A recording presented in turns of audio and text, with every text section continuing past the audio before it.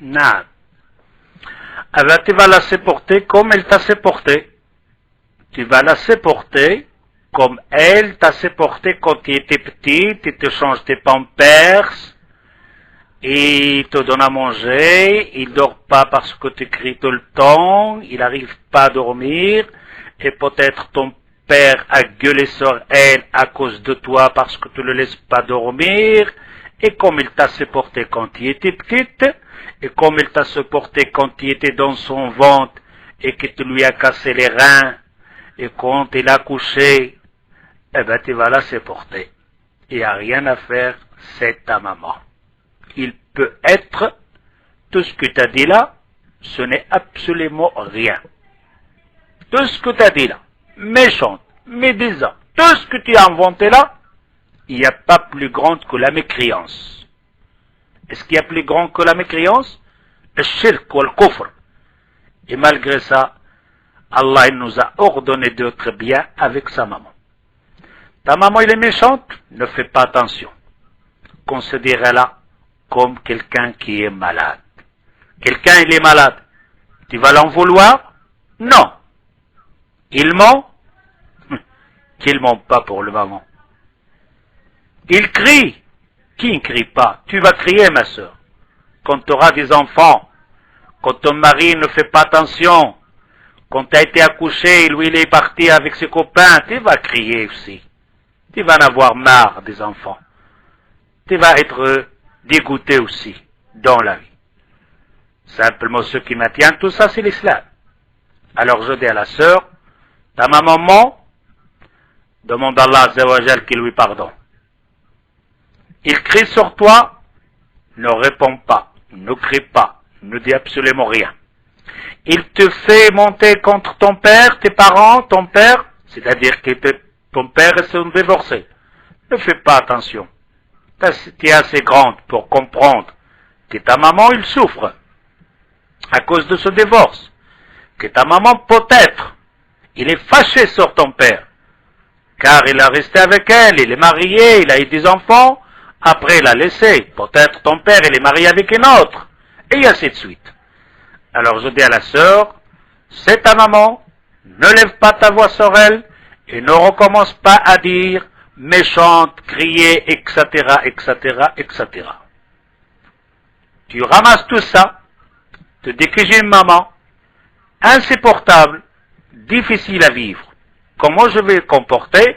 On te dit te patiente, te résiste.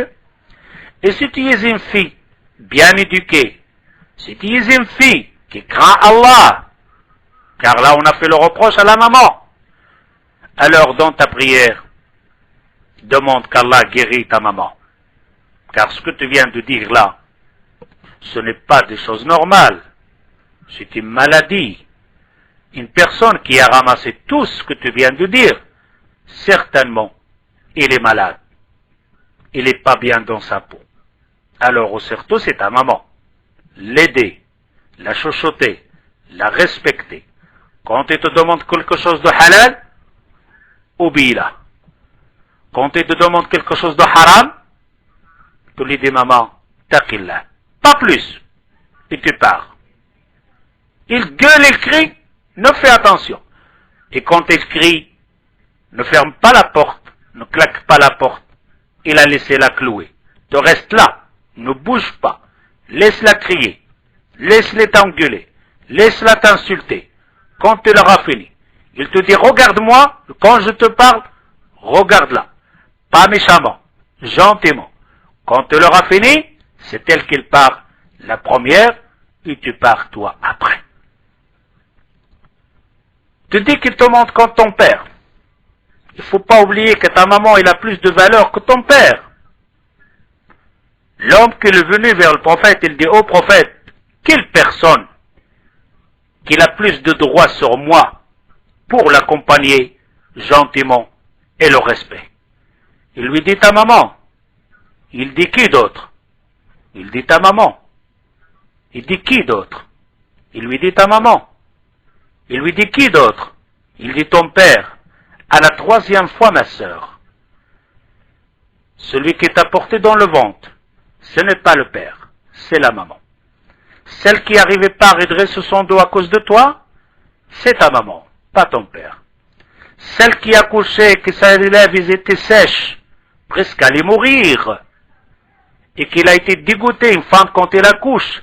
Si tu lui poses la question à ce moment, est-ce que tu dois encore avoir des enfants, il va te dire non, jamais. Mais dès que le bébé vient au monde, il le prend dans ses bras, il dit je voudrais un autre bébé. Alors c'est ça ta maman. Alors tout ce que tu as dit, même si c'est vrai, ne tiens pas compte. Aide-la. Soutiens-la plus que ton père.